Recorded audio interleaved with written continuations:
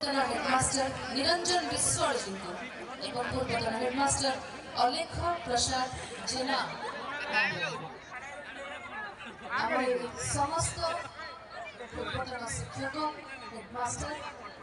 एमती किसी आम शिक्षक जी आज किंतु अवदान आम पुरातन छात्र संसद जी जन ये कर्मकर्ता एक्स स्टूडेंट्स ऑफ बुद्धराज सरकारी विद्यापीठ से जानते जीवन कंट्रीब्यूशन केते रही आशीर्वाद को लेकिन जीवन एत आगे बढ़ी पार समस्त पूर्वतन शिक्षक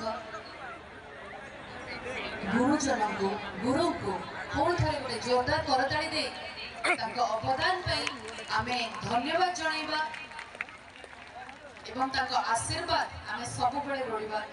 जीवन में आमे जेमती आगे बहुत आगे जाऊ।